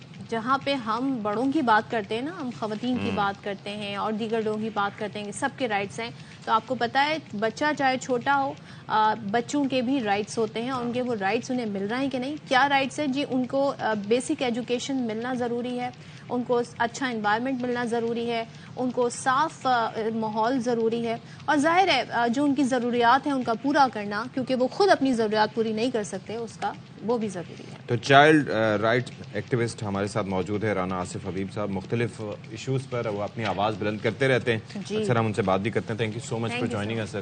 بات یہ ہے کہ رائٹ ٹو ایجوکیشن ایک ایسا رائٹ ہے جس کے بارے میں سب سے زیادہ, کیونکہ تعلیم سے ہی آپ کو شعور حاصل ہوتا ہے اور یہ ساری چیزیں کنیکٹڈ ہوتی ہیں آپس میں. پاکستان میں بڑے مسائل ہیں, مال نیوٹریشن سے لے کے ایجوکیشن سے لے کے سو مینی ایشوز, اور ہم اس کو سیریس نہیں لیتے. ہم بات کرتے ہیں, پھر بات ختم ہو جاتی ہے, پھر سب بھول جاتے ہیں. اور پاکستان ساؤتھ ایشیا میں سب سے آگے ہے. 2 کروڑ بچے اسکول نہیں جاتے, میں بھی اس سے زائد ہو. بالکل جی, ایجوکیشن جو آپ نے فرمایا وہ تو میں سمجھتا ہوں دنیا میں ایک چینج میکر کا کردار ادا کرتا ہے. اور پاکستان کی آبادی جس رفتار سے بڑھ رہی ہے اس وقت, خاص طور پہ جو گزشتہ سیلاب ہے اس میں اگر ہم دیکھیں تو تقریباً 3 کروڑ بچے اسکولوں سے باہر ہیں, اور 45% بچے جو ہیں وہ عدم غذائیت کا شکار ہیں, اور ان کو پراپر غذا نہیں مل رہی کہ ان کی نشو و نما بہتر انداز میں ہو سکے. اور پاکستان نے قانونی سطح پر اور عالمی قانونی نظام میں تو بہت شمولیت اختیار کی, مگر عمل درآمد میں کافی حد تک دنیا کے ممالک سے پیچھے. یعنی آپ دیکھیں کہ پاکستان کے آئین کے آرٹیکل 37 اور 38 میں پہلے پرنسپل آف پالیسی میں تعلیم ہوا کرتی تھی کہ اگر پیسے ہوں گے تو ہم اپنے لوگوں کو تعلیم دیں گے, لیکن اس کو 18ویں ترمیم میں آئین کے آرٹیکل 25A میں لایا گیا کہ اب 5 سال کا 16 سال کا ہر بچہ اسکول میں لانا حکومت کی ذمہ داری ہے, اور خالی تعلیم نہیں دینی, اس کو معیاری تعلیم بھی دینی. مگر وہ نہیں کر پائے ہم ابھی تک. اس کے مختلف وجوہات ہو سکتی ہیں, اور لیکن بچے دنیا کی عزیز ترین چیز ہوتے ہیں ہر والدین کے لیے, ہر ملک کے لیے. تو ان کے لیے پھر جب دنیا نے عالمی معاہدہ بنایا 1989 میں UNCRC, اس میں بھی یہی مطلب ذہن میں تھا کہ پاکستان اس میں 6 ممالک میں سب سے آگے تھا کہ جس نے دنیا میں یہ شعور اجاگر کیا کہ اچھا جی بالکل, کہ یہ دنیا میں شعور اجاگر کیا کہ ہمیں بچوں کے لیے الگ معاہدہ نہ صرف بنانا ہے بلکہ وہ بچوں کے لیے سازگار ماحول بھی بنانا ہے. اس کے بعد کوئی آپ دیکھیں 137 کے قریب قوانین بنائے گئے, لیکن وہ قوانین شیلف کی حد تک تو رہے, لیکن پریکٹیکلی ہم دیکھتے ہیں کہ آج بھی پاکستان کی سڑکوں پہ کروڑوں بچے بھیک مانگتے ہوئے نظر آتے ہیں, بھٹا مزدوری کرتے ہوئے, جبری مشقت کرتے ہوئے بچے نظر آتے ہیں, گھریلو ملازمت کرتے ہوئے بچے گھروں میں کام کاج کرتے ہوئے. آپ ہی کہہ رہے ہیں کہ قانون ہے, لیبر چائلڈ لیبر کے خلاف بھی قانون ہے, مگر عمل درآمد کسی پہ نہیں ہو رہا. عمل درآمد میں جو ریاست ہے اس کی ترجیحات بچے نہیں ہیں. آج بھی الیکشن کی آمد ہے, لیکن بچوں کے ووٹ نہیں ہوتے, تو لہٰذا آپ دیکھیں کہ سیاسی جماعتوں کی بھی وہ ترجیحات آپ کو بچوں کے حوالے سے نظر نہیں آئیں گی جو دیگر معاملوں میں ان کی ترجیحات آپ کو نظر آتی ہیں. ویسے وہ تو ووٹرز کے حوالے سے بھی کم و بیش ہی نظر آتی ہیں, وہ بھی کم و بیش نظر آتی ہے, لیکن اس وقت تک جب تک کیمرے کی آنکھ کسی کیس کو فالو کر رہی ہوتی ہے تو خدا سے زیادہ لوگ کیمرے سے ڈر رہے ہیں. اچھا مجھے ایک اور تو جب تک کیمرہ ہوتا ہے, آپ نے دیکھا ہے زینب کیس ہو, کوئی بھی کیس ہو, وہ بڑی ایکٹیو نظر آتے ہیں. مگر زینب الرٹ ایکٹ ہم نے بنا لیا 2019 میں, لیکن آج تک کسی SHO کو سزا نہیں دی گئی کہ تم نے 2 گھنٹے سے زیادہ اس میں لکھا ہوا کہ اگر FIR میں تاخیر ہوگی تو اس SHO کے خلاف ایسے ہوتا ہے نا. عمل والا جو واقعہ تھا اس کے اوپر آپ دیکھ لیں ایکٹ بن گیا تھا, کیا ہوا اس کے اوپر, کیا علاج مل جاتا ہے؟ اور ایکٹ بھی ہمارے کیسے بنتے ہیں, ایکٹیویٹی بیس بنتے ہیں, یعنی 2-4 واک کر لی. اور آپ کو کل دیکھا ہوگا حکومت آج کے دن بھی بہت ساری واک کر رہی ہے, تو واک تو وہ کرتا ہے جو کسی سے مطالبہ کر رہا ہو. سمجھ نہیں آتی کہ حکومت کس سے مطالبہ کر رہی ہے. اور ہم چیف جسٹس کی اسپیچ دیکھیں یا ہم ہمارے چیف سیکرٹری کی دیکھیں یا پرائم منسٹر کی دیکھیں, ہر ایک کہتا ہے کہ انصاف ہونا چاہیے, قانون کی حکمرانی ہونی چاہیے, لیکن لائے گا کون, کرے گا کون؟ اب اس سارے سینیریو میں جو آپ نے سارے مسائل گنوائے, والدین کیا کریں؟ والدین خاص طور پہ وہ جو افورڈ نہیں کر سکتے ایجوکیشن. جی والدین کے اوپر بڑی ذمہ داری ہوتی ہے. جی UNCRC جو ہے اس کے آرٹیکل 40 تو بچوں کے حقوق ہیں, باقی 54 تو ہماری, آپ کی, والدین کی, وکلاء کی, ججز کی, ڈاکٹرز کی ذمہ داری ہے نا کہ ہم نے بچوں کو کہہ دیں. تو والدین کی ذمہ داری ہے کم از کم اپنے بچوں کو جو ایبیوز سے بچنے کے طریقے اس میں تو پیسہ نہیں لگتا نا کہ وہ ان کو گڈ ٹچ بیڈ ٹچ بتائیں اور اجنبی سے گفتگو کیسے کرنی ہے, گھر والوں سے کیسے کرنی ہے, اور ماں باپ اپنا اور بچے کے درمیان کا فاصلہ ختم کریں, اس میں تو پیسہ نہیں لگتا. جہاں تک غربت کا تعلق ہے تو غربت کا قطعاً حل نہیں ہے کہ آپ اپنے بچوں سے بچہ مزدوری کرائیں. اگر ایسا ہوتا تو جن ممالک میں چائلڈ لیبر ہوتا ہے وہاں تو غربت دور ہو چکی ہوتی. آج بھی آپ سٹی کورٹ میں خود وکیل ہوں ہائی کورٹ کا, تو ہمیں کورٹس کے اندر بچے بھیک مانگتے ہوئے, پالش کرتے ہوئے اور چیزیں بیچتے ہوئے نظر آتے ہیں. اگر آپ دونوں میں سے کسی کا عدالت میں جانے کا اتفاق ہوا تو جب عدالت جہاں قوت نافذہ ہوتی ہے وہاں جب قانون کی آئین کی دھجیاں, آئین کا آرٹیکل 11 جو ہے وہ سخت چائلڈ لیبر کی ممانعت کرتا ہے, تو وہاں پہ جب ہو رہا ہے تو پھر دوسرے ادارے پھر وہاں سے تقلید لیتے ہیں اور اسی پر عمل درآمد کرتے ہیں. تو والدین کا یہ کام ہے کہ کم از کم ابھی الیکشن میں اس سیاسی جماعت کو ووٹ دیں جس کے بچوں کے حقوق کے بارے میں نظریات واضح ہوں. ٹھیک ہے, تھینک یو سو مچ. رانا آصف حبیب صاحب, چائلڈ رائٹس ایکٹیوسٹ, بڑی زبردست انہوں نے باتیں کی کہ فوکس اور ترجیحات سب سے بڑی بات یہ ہے کہ ہونی چاہیے, کیونکہ یہی بچے مستقبل کے معمار ہیں. اگر یہ پڑھیں گے, لکھیں گے, ان کو پراپر خوراک دی جائے گی, تربیت دی جائے گی, تو یہی اس معاشرے کے مفید شہری ثابت ہوں گے. تو بہرحال اب بریک لیتے ہیں, اب بریک کے بعد آئیں.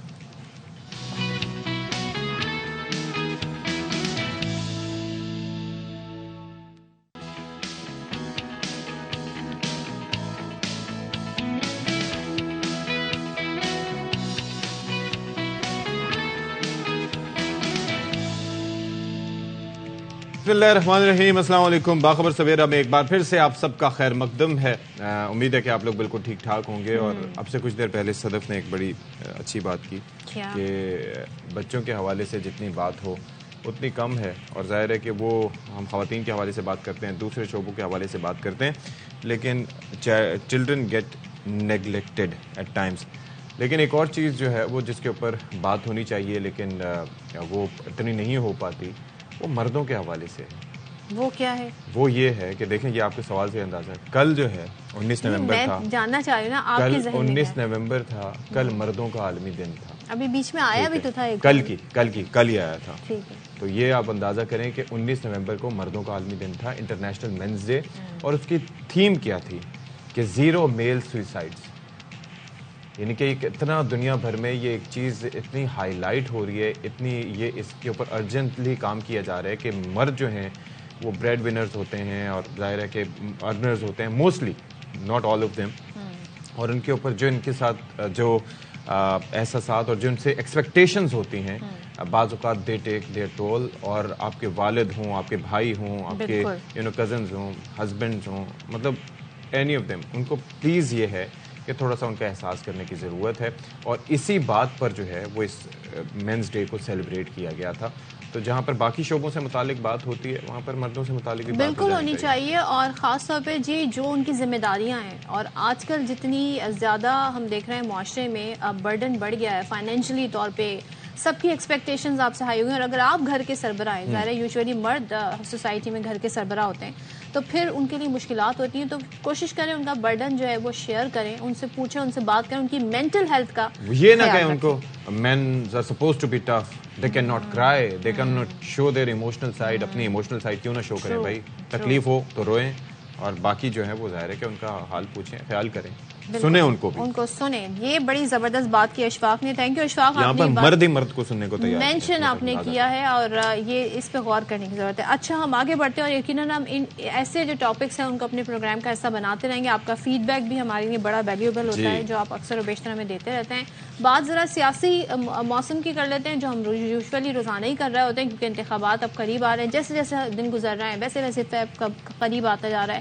تو انتخابات ہونے 8 فیب کو, ایسے میں جی سیاسی جماعتوں نے اپنی تیاریاں شروع کر دی ہیں. اور ایک بڑا زبردست اسٹیٹمنٹ سامنے آیا ہے صرف, جو مجھے مطلب اس سے پہلے تک پیپلز پارٹی کی جانب سے سامنے نہیں آیا تھا. وہ آصف علی زرداری صاحب, میں نے ایک شو میں سوال بھی اس سے متعلق اٹھایا تھا کہ everybody is talking. Bilawal Bhutto Zardari صاحب بڑا سخت ایگریسو ٹون رکھے ہوئے. آصف علی زرداری صاحب ویٹ اینڈ واچ کی پالیسی پر ہے, لیکن انہوں نے اسٹیٹمنٹ دیا کہ میں الیکشن کمشن پر مکمل اعتماد کا اظہار کرتا ہوں. اس کے بعد تو کچھ اور کچھ رہ ہی نہیں گیا, اور ملک شفاف انتخابات کی طرف جا رہا ہے. Now what does that mean? مطلب دو ڈیفرنٹ ان کو پورا یقین ہے, زرداری صاحب کو پورا یقین ہو گیا ہے کہ الیکشن کمیشن صاف اور شفاف الیکشن کا انعقاد کرانے میں کامیاب ہو جائے گا. سو یہ سپورٹ جی الیکشن کمیشن کے لیے بھی بڑی زبردست رہے گی. اس کا مطلب اب جی پیپلز پارٹی اس سے تو یوں لگ رہا ہے کہ مکمل طور پہ اب تیار ہو گئی ہے الیکشن لڑنے کے لیے. اور جو بلاول صاحب شکوے شکایت کر رہے تھے لیول پلائنگ فیلڈ اور یہ والی باتیں, تو پھر وہ اب کیا سب معاملہ بہتر ہو گیا؟ یہ سوال ہے جو ہم ضرور پوچھنا چاہیں گے. ادھر جی بلاول تھوڑا سا مزاج ان کا ابھی بھی گرم ہے. وہ کہتے ہیں کہ نون لیگ سیاست کی طرح پی آئی اے کی نجکاری پر بھی غلط بیانی کر رہی ہے. اور ظاہر ہے جو اس وقت بیچ میں خبریں آ رہی تھیں جو اس طرح کی پرائیویٹائزیشن اس حوالے سے, ہم پی آئی اے کی نجکاری کے خلاف ملازمین کا پورا ساتھ دیں گے. کہاں نون لیگ سے پی آئی اے کی ریسٹرکچرنگ پر بات کی, نجکاری پر نہیں کی تھی. یعنی وہ کہہ رہے ہیں کہ جب ہم ساتھ تھے تو ہم چاہتے تھے ریسٹرکچرنگ پر اس کی بات کریں کہ کیسے اس کو دوبارہ سے اپنے پیروں پر کھڑا کریں, ہم نے نجکاری کی بات نہیں کی تھی.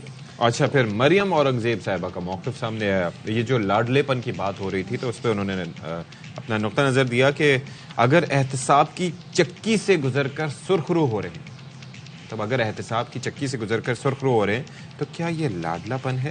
یہ لاڈلا پن نہیں ہے. آج عدالتیں قانون کی مہر لگا کر تصدیق کر رہی ہیں کہ کرپشن.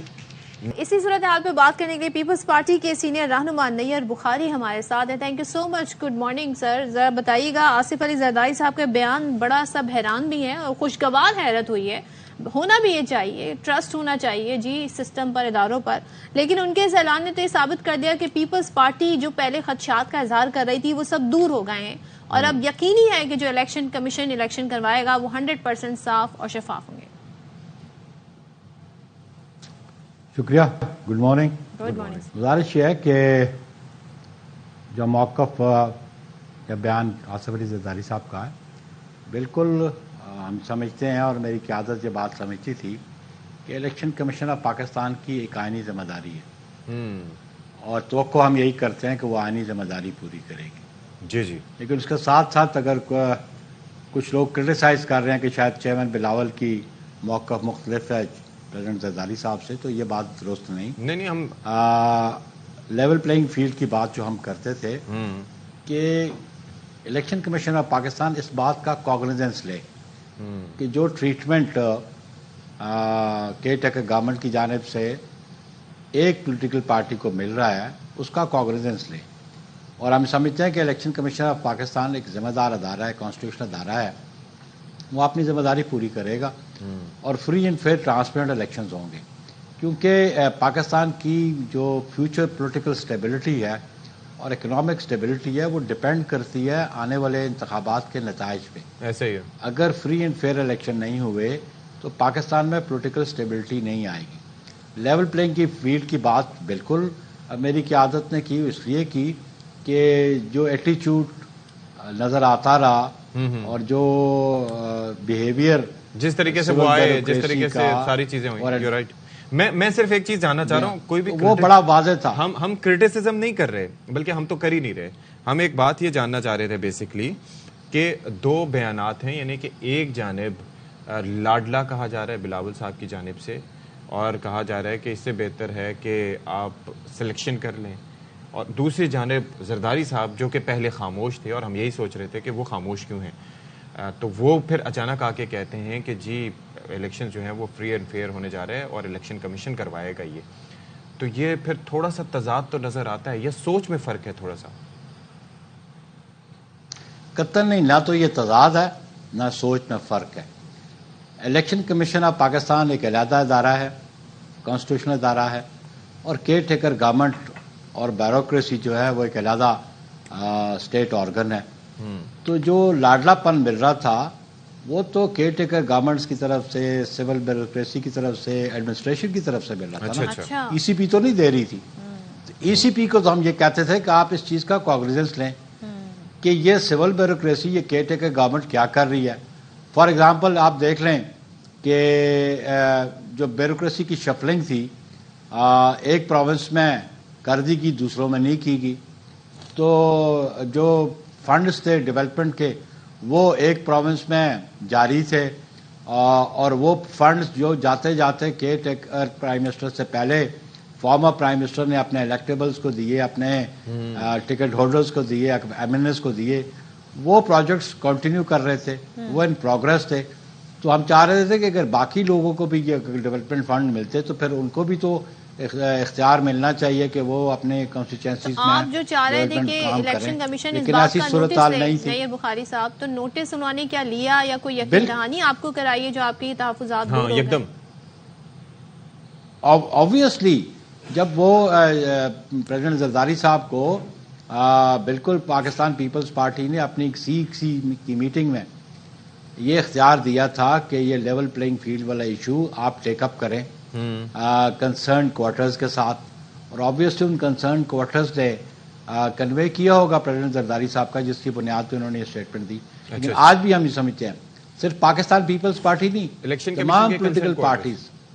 مطلب آپ کو یہ لگتا ہے ایسا ہوا ہوگا تو انہوں نے یہ بیان دیا ہے، ورنہ دیر از نو ریزن. آبویسلی مطلب جو کنسرن لوگ تھے انہوں نے کنوے کیا ہوگا. لیکن ایک بات میں عرض کرنا چاہتا ہوں کہ صرف پاکستان پیپلز پارٹی نہیں چاہتی کہ ہمیں لیول پلینگ فیلڈ دو.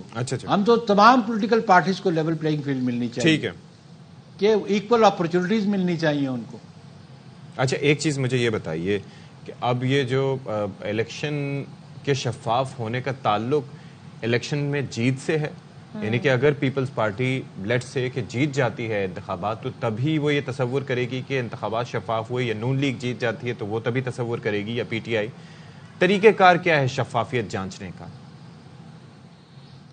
دیکھیں گزارش یہ ہے کہ ایک ہے پری پول ریگنگ، ایک ہے ریگنگ آن دی پولنگ ڈے. اچھا ہم سمجھتے ہیں کہ پری پول ریگنگ نہیں ہونی چاہیے. وہ کسی ایک جماعت کو اپنا امیج بلٹ اپ کرنے کے لیے دونوں ہی نہیں ہونی چاہیے، نہیں کرنا چاہیے. پولنگ ڈے بھی ریگنگ نہیں ہونی چاہیے. میں یہ کرتا ہوں ایک پری پولنگ، ایک ہے پولنگ ڈے پہ ریگنگ، اور اس پہ بھی کیونکہ الیکشن کمیشن کے پاس اپنی ایڈمنسٹریشن نہیں ہوتی، ادھر ادھر سے لوگ سارا سٹاف بورو کیا ہوتا ہے انہوں نے. ابھی بھی ایک جماعت کا کچھ جماعتوں کا یہ مطالبہ بھی تھا کہ پولنگ سٹاف جوڈیشری سے لیا جائے. اگر پولنگ سٹاف ایگزیکٹو سے لیا جائے گا تو آبویسلی اس پہ اپریہنشنز ہیں وہ ٹلٹ کریں گے، اور کیئر ٹیکر گورنمنٹ جب بیٹھی ہوگی تو اس لیے پولنگ ڈے پہ تو وہ کنڈکٹ جو ہے جو ایڈمنسٹریشن فیسیلیٹیٹ کر رہی ہوگی اس کے کنڈکٹ کو دیکھنا پڑے گا، اور اس پہ ای سی پی کو انشور کرنا پڑے گا کہ ایسے نان پارٹیزن غیر جانبدار لوگوں کی ڈیوٹیاں لگائی جائیں الیکشن ڈے پہ تاکہ فری اینڈ فیئر پول ہو سکے، پولنگ ہو سکے. ٹھیک ہے جی، تھینک یو سو مچ. نیر بخاری صاحب تو کر رہے تھے اور وہ یہ کہتے ہیں جی پری پول ریگنگ ظاہر ہے نہیں ہونی چاہیے، اور پولنگ ڈے بھی انہوں نے کہا، لیکن بہت سارے ایسے فیکٹرز ہوتے ہیں جس پر آپ کا کنٹرول نہیں ہوتا ہے، ایکسٹرنل فیکٹرز بھی کچھ ہوتے ہیں. جی سو لیٹس سی کیا ہوتا ہے. لیکن surprisingly Peoples Party is so hopeful کہ اب جو ہے جی الیکشن شفاف ہوں گے، ہونے چاہیے. الیکشن کمیشن کے کنسرن کوارٹرز نے ان کی بات سنی ہے، یہ وہ کہتے ہیں ہو سکتا ہے ایسا ہوا ہو. بہرحال کراچی کے علاقے اورنگی ٹاؤن نمبر 5 کا تذکرہ کرتے ہیں، جہاں پولیس کی وردی میں ملبوس ملزمان نے 3 کروڑ روپے سے زائد کی ڈکیتی کی. اندازہ کیجئے. عینی شاہدین نے یہ بتایا کہ ملزمان کی تعداد 15 تھی. 1 کروڑ کم ہے. اچھا جی 2 کروڑ ہیں جی، پہلے 3 لکھا تھا پھر اب 2 کروڑ. پھر اس کے بعد جی نقدی ہے، زیورات ہیں، قیمتی سامان، اور اسیسمنٹ سے ظاہر آگے پیچھے ہو جاتی ہے، لیکن بہرحال نقدی یہ ڈکیتی بڑی تھی. اچھا اہل خانہ ڈکیتوں کو پولیس اہلکار سمجھتے رہے، جنہوں نے گھر میں داخل ہو کر سکون سے 2 گھنٹے تک لوٹ مار کی. 2 کروڑ روپے اور اس کے ساتھ ساتھ جو اس کے اندر زیورات وغیرہ بھی شامل تھے، 70 تولے سونے کے علاوہ اور دیگر سامان لوٹ لیا، اور 2 بھائیوں کو بھی ساتھ لے گئے اور بلوچ پل پر پھر بعد ازاں ان کو چھوڑ دیا گیا. اچھا کہا جا رہا ہے ان کی تعداد 15 تھی. اچھا پولیس موبائل ان کے پاس تھی، ویگو گاڑی تھی، مہران کار اور موٹر سائیکلوں پر سوار تھے. اب 15 لوگ. ویسے حقیقتاً ذرا سوچئے کہ اتنی بڑی تعداد میں کسی محلے میں ایک گاڑی آ کے رکتی ہے جس میں پولیس ہے، پھر ویگو گاڑی ہے، پھر یہ سارا کچھ ہے، لوگ سب یہ سائڈ پہ ہو جائیں گے، کہیں گے یہ کوئی پولیس کارروائی کر رہی ہے، اس بندے کا تعلق لازماً کسی ایسی جگہ سے ہوگا کہ اس کو پکڑا جانا ضروری ہے. ویٹ اینڈ سی کہ کیا ہوتا ہے. تو افضل گھر والے بھی پریشان ہوں گے کہ یار یہ پتہ نہیں کوئی چیک کیا ہو رہا ہے. افضل خان ہمارے نمائندے ساتھ ہیں، ذرا ان سے جانتے ہیں. افضل بتائیے گا کتنے گھنٹے یہ کارروائی رہی ہے؟ جو 15 بتایا جا رہا ہے جو ملزمان ہیں ان کی تعداد، اتنی ہی تعداد میں لوگ آئے تھے؟ کل 2 گھنٹے تک یہ گھر کے اندر کارروائی کرتے رہے، لوٹ مار کرتے رہے، اور جو گھر والے سمجھے تھے کہ شاید یہ پولیس والے ہیں وہ بات بھی حقیقت نکلی، کیونکہ یہ بالکل پولیس والے IG سندھ نے اس واردات کا نوٹس لیا تھا، جس کے بعد تحقیقات کو حکم دیا گیا. کرائم سین یونٹ نے واقعاتی شواہد اکٹھے کیے. جس گھر کے اندر واردات ہوئی تھی وہاں پر جو CCTV فوٹیجز ہیں وہ تو ان پولیس اہلکاروں نے جو ہے وہ ریموو کر دی تھی، لیکن ایک گلی سے وہ گزرے تھے، وہاں کی ایک CCTV فوٹیج جو ہے وہ پولیس کو ملی ہے، جس کے نتیجے میں پتہ چلا ہے کہ یہ ڈسٹرکٹ ساؤتھ کی پولیس تھی اور وہاں کے ایک انڈر ٹریننگ DSP کی یہ پولیس پارٹی تھی، اور اس کے ساتھ کچھ سادہ لباس اہلکار بھی تھے. ایک ویگو گاڑی، ایک پولیس موبائل اور موٹر سائیکل اور اس کے علاوہ کاروں کو استعمال کیا گیا. واردات کی گئی. ابتدائی طور پر اس سے جو ہے وہ ایک چھاپے کا رنگ دیا گیا اور گھر والوں سے کہا کیا گیا کہ ان کے ساتھ کوپریٹ کیا جائے. یہ وہ صرف یہ چیک کر رہے ہیں، تلاشی لے رہے ہیں، لیکن اس تلاشی کے دوران لوٹ مار کر دی گئی اور 2 کروڑ روپے نقد اور 70 تولہ سونا لوٹ کر وہ فرار ہو گئے. اس کے بعد گھر کے جو 2 افراد تھے ان کو بھی اپنے ساتھ لے گئے اور اسے بالکل ایک چھاپے کا رنگ دینے کی کوشش کی گئی، لیکن پھر اس کے بعد بلوچ پل کے قریب ان دونوں افراد کو اتار دیا گیا. اور اب جو پولیس اعلیٰ پولیس حکام ہیں انہوں نے نوٹس لیا ہے، باقاعدہ انکوائری افسر مقرر کیا گیا ہے تاکہ اس معاملے کی تحقیقات کی جا سکے. اور اس واردات کہ جن صاحب کے گھر پہ یہ ڈاکہ پڑا ہے، اس بڑے ظاہر ہے کہ واردات ہوئی ہے، تو کسی نے ریکی کی ہوگی، کسی کو پتا ہوگا کہ 70 تولے سونا یہ گھر میں رکھ کے بیٹھے ہیں، 2 کروڑ سے زائد کی نقدی ان کے پاس موجود ہے. تو ایک تو یہ کہ ان سے یہ معلومات، اور دوسرا محکمہ پولیس سے آپ نے پوچھا کہ ویسے تو چھاپا مارنے میں بہت سے ادارے ملوث ہو سکتے ہیں، مطلب جنرلی اگر کوئی کارروائی ہوتی ہے تو پولیس کا اس کے اوپر کیا طریقہ کار ہونا چاہیے کہ اگر کوئی کسی کو شک ہو تو وہ کس نمبر پہ کال کریں اور بتائیں کہ بھائی یہ ہو رہا ہے، اور کیا آگے سے رسپونڈ کیا جائے گا اس پر؟ جی دیکھیے، طریقہ کار جو ہے وہ بہت سارے ہیں، لیکن جو 15 پر جو ہے وہ شہری فوری طور پر کال کرتے ہیں. یہاں پر بھی یہی دیکھنے میں آیا کہ 15 پر شہریوں کا کہنا ہے انہوں نے کال کی، لیکن پولیس ریکارڈ کے مطابق 15 پر کال نہیں کی گئی ہے. جو ویسٹ کے پولیس حکام ہیں ان کے ساتھ ہماری بات ہوئی، ان کا کہنا تھا کہ جیسے ہی انہیں اطلاع ملی کرائم سین یونٹ بھی موقع پر پہنچا تھا، اور جو متاثرہ فیملی ہے ان کا کہنا تھا کہ وہ جو نقصانات ہوئے ہیں اس کا تخمینہ لگا رہے ہیں اور صبح FIR درج کرنے کے لیے تھانے آئیں گے. جو جس گھر کے اندر واردات ہوئی یہ کاروباری افراد ہیں، سینیٹری آئٹمز کا ان کا بڑا کاروبار ہے. ان کا کہنا ہے کہ کافی دکانداروں کے پیسے ان کے پاس موجود تھے اور گھر کے اندر شادی تھی جس کی وجہ سے زیورات بھی موجود تھے، اور ان تمام چیزوں کو لوٹ لیا گیا. یقینی طور پر جو علاقے کے اندر جو پولیس کے مخبر ہوتے ہیں ان کو اس حوالے سے معلومات ہوتی ہے، جس کے بعد وہ اسی طرح کی کسی غیر قانونی چھاپا مار کاروائیاں اور ڈکیتیاں کرنے والی جو اسپیشل پارٹی ہوتی ہے اس کو اطلاع مل جاتی ہے، جس کے بعد یہ کارروائی عمل میں لائی جاتی ہے. اگر قانونی طور پر اگر کوئی پولیس کسی دوسرے ڈسٹرکٹ میں جا کر چھاپا مارتی ہے تو اس کا طریقہ کار یہ ہے کہ اس علاقے کے تھانے کو یا وہاں کے SSP کو پہلے سے اطلاع دی جاتی ہے، تھانے کی نفری بھی ساتھ ہوتی ہے، اور اس کے بعد جو ہے وہاں پر چھاپا مار کارروائی کی جاتی ہے. لیکن اس چھاپا مار کارروائی اور ڈکیتی کی واردات کے اندر علاقہ پولیس کے موجود ہونے کے شواہد نہیں ملے ہیں، لیکن جو پیل آباد تھانہ ہے اس کے SHO کو بھی اس حوالے سے شامل تفتیش کیا گیا ہے، اور پولیس کا کہنا ہے کہ اس کے اندر بہت سارے حقائق سامنے آنا باقی ہیں اور اس کی جامع تحقیقات کی جا رہی ہے، اور جو ملوث پولیس اہلکار اور پولیس افسر ہیں اس کے خلاف محکمانہ کارروائی بھی عمل میں لائی جائے گی اور ان کے خلاف مقدمہ درج کر کے انہیں گرفتار بھی کیا جائے گا. ٹھیک ہے، دیکھتے ہیں جی کتنی سوئفٹلی اس پر کام ہوتا ہے. تھینک یو سو مچ. ہمیں صورتحال بتا رہے تھے اور جی پولیس ہی اس میں ملوث نکلی، تو لوگوں کو پہلے لگ رہا تھا کہ پولیس وردی میں آئے تھے، مگر جی اب یہ کہا جا رہا ہے کہ ان کے خلاف کارروائی ہوگی، محکمہ جاتی کارروائی بھی ہوگی. چلیں جی، تو اب ہم تذکرہ کرنے جا رہے ہیں ایک زبردست شاعر کا، شاعر فیض احمد فیض کا، جن کی شاعری کے سب مداح ہیں، اور نہ صرف پاکستان بلکہ پاکستان سے باہر بھی بہت سارے لوگ ان کے فین ہیں.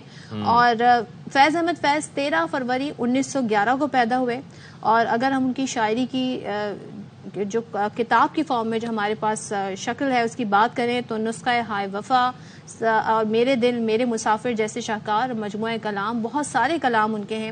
ان کی شاعری انگریزی، فارسی، رشین، جرمن، دیگر زبانوں میں اس کے ترجمے ہو چکے ہیں، اور وہ پہلے شاعر تھے جنہیں لینن امن ایوارڈ سے بھی نوازا گیا، اور ان کی وفات سے پہلے انہیں نوبیل پرائز کے لیے بھی منتخب کیا گیا تھا. کیا یہ بات ہے؟ اور وہ یاد ہے آپ کو وہ مجھ سے پہلی سی محبت، نقش فریادی کا، مجھ سے پہلی سی محبت میرے محبوب نہ. اچھا، اس کو بہت سارے لوگ یہ کہتے ہیں کہ یہ کسی محبوب سے نہیں، یہ محبوب سے نہیں، یہ اینٹی لو شاعری ہے اور اس میں کہتے ہیں نا لوگ تو محبت میں عشقیہ شاعری کرتے ہیں لیکن یہ عشق سے ایک طریقے سے پلٹنے والی شاعری ہے کہ میرے صاحب جی 20 نومبر 1984 کو 73 برس کی عمر میں انتقال کر گیا. بلازوال اور ان کی شاعری دیکھیے یوں لگتا ہے کہ کل ہی کی بات, اور ان کی شاعری میں کیا رنگ نہیں ہے, مطلب انقلابی شاعری بھی کی انہوں نے اور جو معاشرہ ہے جو حالات ہیں اس کی عکاسی بھی کی. اور جی کیا بات ہے. اور آج بھی ہم دیکھتے ہیں اور جنہوں نے ان کی غزلیں گائی ہیں اشفاق, چاہے وہ میڈم نور جہاں ہو, وہ نیرہ نور ہو, ان کی جو گائیکی ہے اس میں جو کمال گائیکی انہوں نے جیسے حق ادا کر دیا, حق ادا کیا. بالکل جی کیا بات ہے. اور پوری تصدیق شاعری ہم نے آپ تک پہنچائی. بریک لیتے ہیں.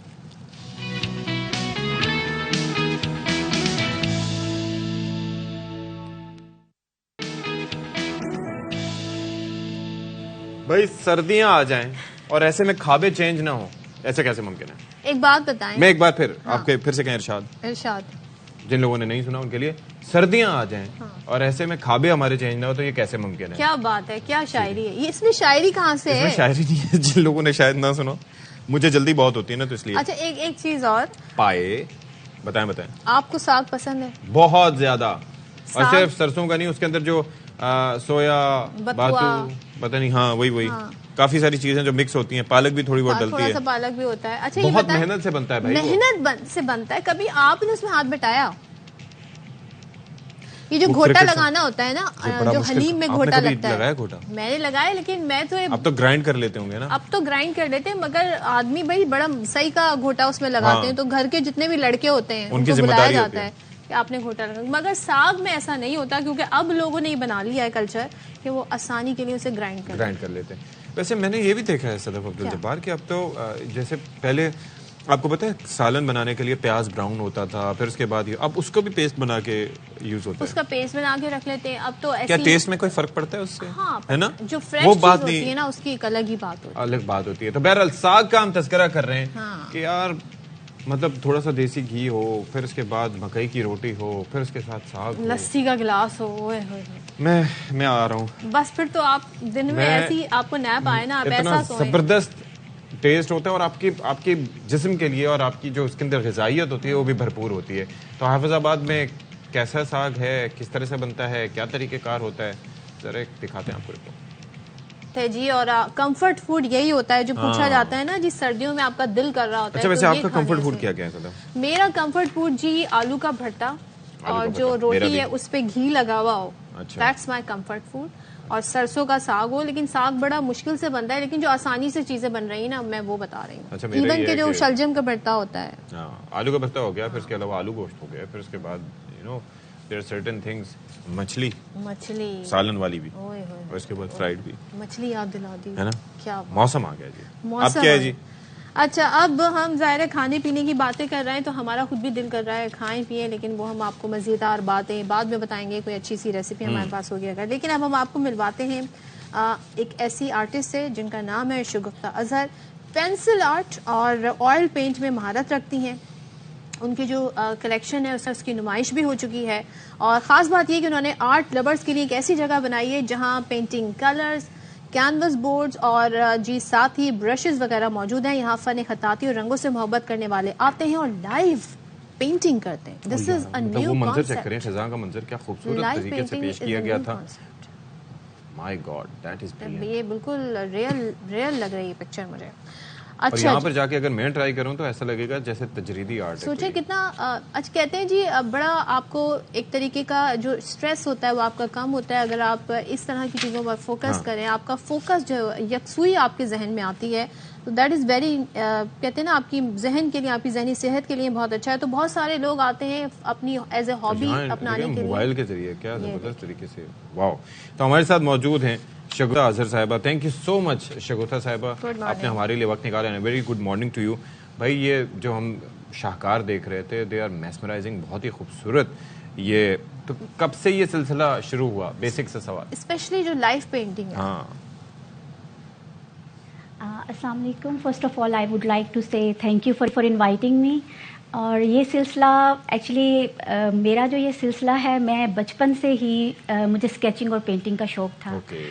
تو جیسے جیسے ٹائم آگے گیا تو میرا یہ شوق بڑھتا گیا, اور پھر فارچونیٹلی مجھے ایک اچھا ٹیچر بھی مل گیا اور میں نے اس کو سیکھا اور ایز اے پروفیشن اس کو اڈاپٹ کر لیا. اچھا، جو لائف پینٹنگ کا کانسیپٹ ہے وہ بڑا یونیک ہے، تو اس کے لیے آپ نے کیا کرائٹیریا رکھا ہے؟ کوئی بھی آئے، کون لوگ آ سکتے ہیں، کس کی انٹری ہو سکتی ہے؟ اور ظاہر ہے پھر آپ کا ایک بجٹ بھی ہوگا اگر آپ نے وہاں پہ لوگوں کے لیے برشز، کلرز اور کینوس جو ہے وہ پرووائڈ کیا ہے. So how do you manage that? جی، آنے کے لیے تو یہ ہے کہ کوئی بھی ہمیں جوائن کر سکتا ہے، اور ہماری جو فی ہے وہ بھی ہم نے 1000 رکھی ہوئی ہے، بہت ریزنیبل رکھی ہوئی ہے. اچھا. اور جو ٹولز وغیرہ ہیں وہ بھی ہماری کوشش ہوتی ہے کہ کم سے کم جتنا ہم کم کر سکتے ہیں اس کو اس پرائز پہ ہم سیل کرتے ہیں تاکہ ہر کوئی اس کو ایزیلی افورڈ کر سکے. اچھا، اور آپ کیا سمجھتی ہیں کہ ہر کسی کے اندر ایک آرٹسٹ ہوتا ہے جو یہ کام کر سکتا ہے، یا کچھ لوگ میرے جیسے بھی ہوتے ہیں جو یہ کام نہیں کر سکتے ہیں؟ You can try. ہاں، ٹرائی تو کوئی بھی کر سکتا ہے، لیکن یہ ہوتا ہے کہ ہر بندے کے اندر ڈفرینٹ کوالٹیز ہوتی ہیں. کچھ لوگ ایسے ہوتے ہیں جو اچھے انجینئرز ہوتے ہیں، کچھ لوگ اچھے ڈاکٹرز ہوتے ہیں، کچھ لوگ آرٹسٹ اچھے ہوتے ہیں، اور کچھ لوگ ایسے بھی ہوتے ہیں کہ جو انجینئر بھی اچھے ہوتے ہیں، ڈاکٹرز بھی اچھے ہوتے ہیں، اور ساتھ ساتھ وہ آرٹسٹ بھی اچھے ہوتے ہیں. لیکن یہ ہے کہ بہت کم. مجھے یہ لگتا ہے کہ اگر میں اور صدف جا کے وہاں پر پینٹنگ کریں تو مجھ سے زیادہ صدف کو اسٹریس ہوگا میری پینٹنگ سے، وہ اسٹریس ریلیز نہیں ہوگی. نہیں، ایسا نہیں ہے. آپ اتنے انوالو ہو جاتے ہیں جب آپ کام سٹارٹ کرتے ہیں کہ آپ بھول جاتے ہیں آپ کے ارد گرد کیا ہو رہا ہے. کیا بات ہے. Even it's a best therapy. Doctors recommend کرتے ہیں کہ آپ لوگ جائیں، سیکھیں. اچھا. اور میرے پاس بہت سارے ڈاکٹرز بھی آتے ہیں. ہاں جی. اچھا، جو سیکھتے ہیں. تو کچھ آپ کے پاس ایسے لوگ جنہوں نے آ کے آپ کے ساتھ یہ ایکسپیرینس بھی شیئر کیا ہو کہ بیکاز آف دا پینٹنگ اور اس ایکٹیویٹی کی وجہ سے، اور یا اس ہابی کی وجہ سے ان کی لائف میں چینج آیا، یا ان کا جو اسٹریس تھا، یا جو ان کے ایک طریقے سے ایشوز تھے. آپ بہت سارے لوگ جو ہیں انہیں لگتا ہے جی ہم بہت مینٹلی طور پہ برڈن ہیں، کہیں پہ انہیں فیل ہوا کہ وہ کام ڈاؤن ہو گئے. سو یہ ایکسپیرینس شیئر کیا انہوں نے؟ بہت. جی بہت زیادہ. اب میں دیکھتی ہوں کہ ڈے بائی ڈے کیونکہ ڈپریشن بڑھ رہا ہے، بہت سارے ایسے کیسز ہوتے ہیں جس میں لوگ آتے ہیں بہت ڈپریس ہوتے ہیں. ان کی کوشش ہوتی ہے کہ وہ ہمیں جوائن کریں، اور کچھ عرصے کے بعد وہ خود اپنا ایکسپیرینس شیئر کرتے ہیں کہ یہاں آنے کے بعد سے ہم اچھا فیل کر رہے ہیں. یہ ایسے کیسز بہت آتے ہیں میرے پاس. اچھا، ایگزیبیشن بھی ہوئے ہیں آپ کی اپنی جو خود تخلیق ہے ان کی بھی، تو ذرا اس بارے میں بتانا چاہیں گی آپ شگفتہ اگر تو؟ ہاں جی، بہت اچھا ایکسپیرینس ہے. اب تو میری جو کلاس ہے، جو اسٹوڈنٹس ہیں، ان کی بھی ہر سال ہم ایک ایگزیبیشن کرواتے ہیں. تو یہ بہت اپنے سے زیادہ جب ہمارے اسٹوڈنٹس اپنا کام لے کر آتے ہیں تو اس کی زیادہ خوشی ہوتی ہے. تو مطلب this is a very unique concept جو لائف پینٹنگ کا ہے. I like it. چلیں ٹرائی کریں گے کبھی. Thank you so much Shagufta for being with us. آپ بلکہ آپ ویڈیو لنک کے ذریعے تشریف لائیں. جی ہاں، اور ہم نے آپ سے گفتگو کی. چلیں جی، اب کیا ہے، سپریم کورٹ سے ایک خبر ہے جو ہم آپ تک پہنچا رہے ہیں، اور خبر بیسکلی ہے کہ جسٹس مظاہر نقوی نے سپریم جوڈیشل کونسل کی کارروائی سپریم کورٹ میں چیلنج کر دی ہے، اور جسٹس مظاہر نقوی نے کارروائی کے خلاف سپریم کورٹ میں درخواست دائر کی ہے. راجہ محسن ہمارے ساتھ ہیں، ذرا ان سے مزید ڈیٹیل جان لیتے ہیں. بتائیے گا محسن. دیکھیے، سپریم کورٹ آف پاکستان میں جسٹس مظاہر علی اکبر نقوی نے جو کارروائی تھی سپریم جوڈیشل کونسل کی اسے چیلنج کر دیا ہے، اور یہ جو پٹیشن سپریم کورٹ میں دائر کی گئی ہے اس میں سپریم جوڈیشل کی کارروائی کو ختم کرنے کی استدعا کی گئی ہے، اور اس کے ساتھ ساتھ جو کونسل کی طرف سے آئندہ کارروائی کے لیے جاری نوٹس ہے اسے بھی غیر قانونی قرار دینے کی استدعا کی گئی ہے. اس درخواست میں یہ موقف اختیار کیا گیا ہے کہ ظاہر کیے گئے اثاثے جج کے خلاف کارروائی کی بنیاد نہیں بن سکتے. انہوں نے اپنی درخواست میں یہ بھی کہا ہے کہ ٹیکس حکام کی جانب سے اثاثوں پر کبھی کوئی نوٹس نہیں آیا. جو میرے خلاف شروع کی گئی مہم ہے وہ عدلیہ پر حملہ ہے، اور کونسل نے میرے اعتراضات طے کیے بغیر آئندہ کارروائی کا نوٹس بھیجا. اور اس درخواست میں یہ بھی کہا گیا کہ سپریم جوڈیشل کونسل نے 27 اکتوبر کو پریس ریلیز جاری کر کے میرے جو بنیادی حقوق تھے ان کی بھی خلاف ورزی کی ہے. اچھا ٹھیک ہے راجہ محسن، تھینک یو سو مچ. چلیں جی، درخواست تو دے دی، اب لیٹس سی واٹ ہیپنس. ایک اور خبر شیئر کر لیتے ہیں آپ کے ساتھ. احتساب عدالت میں آصف زرداری، نواز شریف، یوسف رضا گیلانی اور دیگر کے خلاف توشہ خانہ گاڑیوں کا ریفرنس. آصف زرداری، نواز شریف، یوسف رضا گیلانی اور دیگر کے پلیڈر عدالت میں پیش ہوئے ہیں، اور اس حوالے سے فاروق اجاز مزید بتائیں گے. جی فاروق. جی بالکل، احتساب عدالت میں توشہ خانہ گاڑیوں کے ریفرنس میں نواز شریف کا بیان قلم بند کرنے کی اجازت دیتے ہوئے سماعت تک ملتوی کی ہے. احتساب عدالت کے جج محمد بشیر نے توشہ خانہ گاڑیوں سے متعلق نیب ریفرنس کی سماعت کی ہے. آصف علی زرداری, خواجہ عبدالغنی مجید, انور مجید اور یوسف رضا گیلانی کے لیڈر عدالت میں پیش ہوئے. نواز شریف کے وکیل سعدی مصباح نے عدالت میں درخواست کی کہ نواز شریف کا دوران تفتیش بیان ریکارڈ نہیں ہوا, دفاع کا بیان ریکارڈ کروانا چاہتے ہیں. عدالت نیب کو نواز شریف کا بیان ریکارڈ کرنے کی ہدایت دے. وکیل صفائی کا یہ کہنا تھا کہ سپلیمنٹری ریفرنس فائل کرنا ہوگا. نواز شریف کی غیر حاضری میں ریفرنس فائل ہوا تھا. ہم چاہتے ہیں کہ نواز شریف کا موقف نیب ریکارڈ کر لے. نیب پروسیکیوٹر سہیل عارف نے کہا کہ درخواست پڑھنے کا وقت دیا جائے, جس پر عدالت کے جج نے یہ کہا کہ اس میں کیا مسئلہ ہے, نواز شریف کو بلا کر ان کا بیان ریکارڈ کر لیں. نیب پروسیکیوٹر نے کہا کہ تفتیشی آفیسر نے بیان ریکارڈ کرنا ہے اور وہی کریں گے. وکیل صفائی نے کہا کہ ہمیں ایک سوال نامہ دے دیا جائے, ہم جواب دے دیتے ہیں.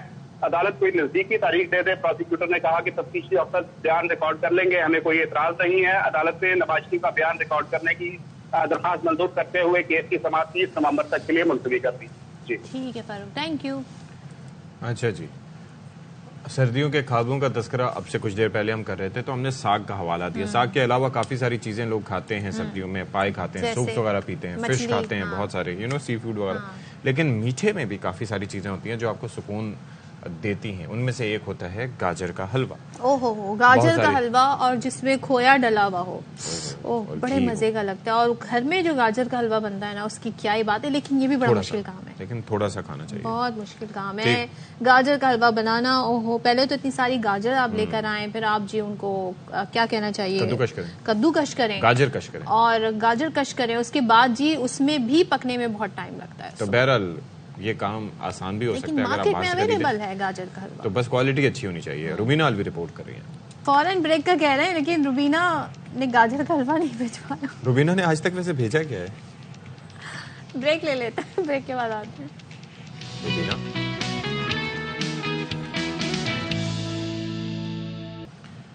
چلیں جی, اب ذرا بتائیں آپ کو کہ سندھ ہائی کورٹ میں لاپتہ افراد کی بازیابی سے متعلق درخواستوں کی سماعت ہوئی. عدالت نے شہریوں کے بنیادی حقوق سے متعلق کہا کہ لوگوں کے صبر کے پیمانہ لبریز ہو رہا ہے. جو تفتیشی افسر لاپتہ افراد کے سراغ لگانے میں کوتاہی کا مرتکب پایا گیا, اس کے خلاف کارروائی ہوگی.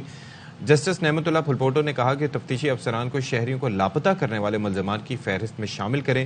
ایک دن کی پیش رفت سے آگاہ کیا جائے. تحقیقات میں پیش رفت نہ ہوئے تو عدالت سمجھے گی یہ بھی شریک جرم ہے.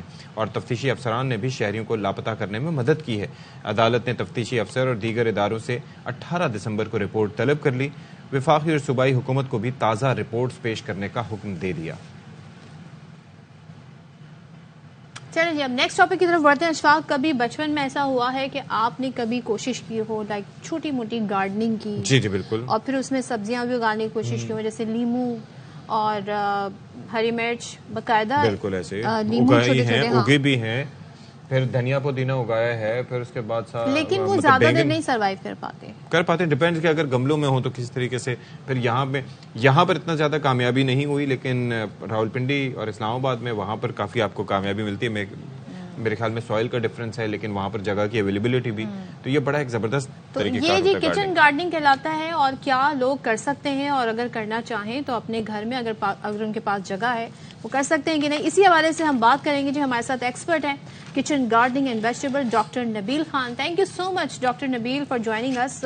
ذرا بتائیے گا, اب یہ کہنا تو بڑا آسان ہے جی سبزیاں اگا لیں, لیکن یہ ایک بڑا محنت طلب کام ہے, ان کی دیکھ بھال کرنا, پراپر پانی انہیں دینا, جو ریکوائرمنٹ ہے وہ پوری کرنا. تو از اٹ پاسبل کہ لوگ اپنے چھوٹے سے گارڈن میں, گھر میں جو ایریا ہے وہاں پہ کام کر سکیں کچن گارڈننگ کا؟ جی بسم اللہ الرحمن الرحیم. پہلے تو میں آپ کی ٹیم کا بڑا مشکور ہوں کہ آپ نے ایک بڑے اچھے ٹاپک پہ آج اس ٹاپک کو انکلوڈ کیا اپنے پروگرام میں. بیسیکلی جو کچن گارڈننگ ہے یہ ایک آج کی ہماری ضرورت ہے. یہ حقیقتاً جیسے ڈسکس کر رہے تھے آپ لوگ بھی کہ یہ ہمارا ایک ٹریڈیشن تھا کہ ہمارے بزرگ صرف نمک اور ماچس بازار سے خریدتے تھے, باقی سب چیزیں خود گرو کرتے تھے.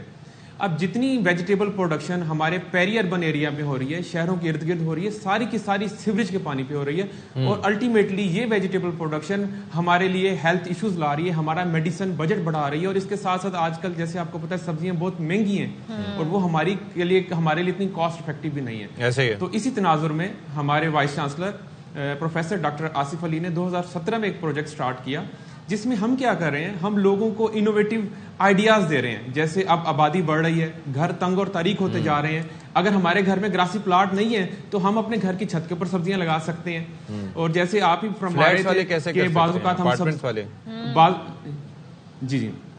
जी आपको क्वेश्चन बड़ा अच्छा है. हम रेडी टू ट्रांसप्लांट सीडलिंग्स लोगों को दे रहे हैं, हेल्दी वेजिटेबल की जो सीडलिंग्स वो लोगों को देते हैं.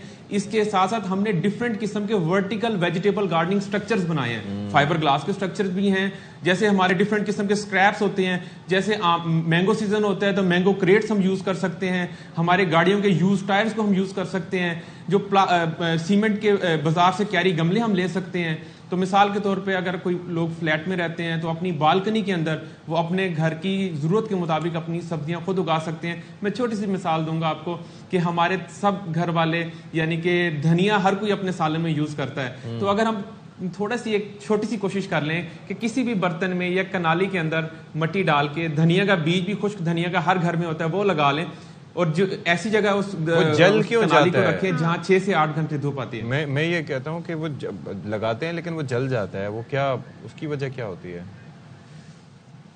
तो बेसिकली हमने जो एक नई चीज जामिया ज़रिया मुल्तान ने मुतारिफ कराई, वो ये करवाई है कि हम सीड नहीं देते, लोगों को बीज नहीं देते, हम लोगों को रेडी टू ट्रांसप्लांट पौधों की पनीरी देते हैं, जिसका सर्वाइवल रेट अबव 95% होता है. इसके साथ साथ ना सिर्फ साउथ पंजाब में बल्कि पूरे पंजाब में हम कॉलेजेस में जा रहे हैं, हम यूनिवर्सिटीज़ में जा रहे हैं, हम स्कूल्स में जा रहे हैं. जैसे आजकल विंटर वेजिटेबल्स का सीजन है तो डिफरेंट किस्म के एजुकेशनल इंस्टीट्यूट्स में हमने किचन गार्डन स्टैब्लिश किए हैं. इसके अलावा अगर मैं मुल्तान की बात करूं तो मुल्तान के अंदर हमने 200 जो डिफरेंट हाउसिंग सोसाइटीज में हमने जाके रूफटॉप गार्डनिंग. चले, जबरदस्त जबरदस्त. ये बड़ा अच्छा इनिशिएटिव है कराची में. आई होप कि यहाँ पर भी लोग इस तरह से करें. बहुत शुक्रिया डॉक्टर, आपने हमें काफ़ी अच्छी मालूमात दी. अच्छा, यहाँ पर जाते जाते एक खबर यहाँ पर आप तक पहुँचाते जाएँ. क्वेटा से ये खबर है, हन्ना बाईपास पर फायरिंग हुई है, जिसके नतीजे में एक पुलिस एहलकार जिनका नाम बताया गया गुलाम मुर्तज़ा, वो जाँ बहक हो गए हैं. और गुलाम मुर्तज़ा को उस वक्त निशाना बनाया गया जब वो ड्यूटी के लिए जा रहे थे. अफसोसनाक, काबिल मजम्मत वाक़या है, और ज़ाहिर है इस हवाले से जो भी डिटेल्स मज़ीद आएंगी हम आप तक पहुँचाएँगे.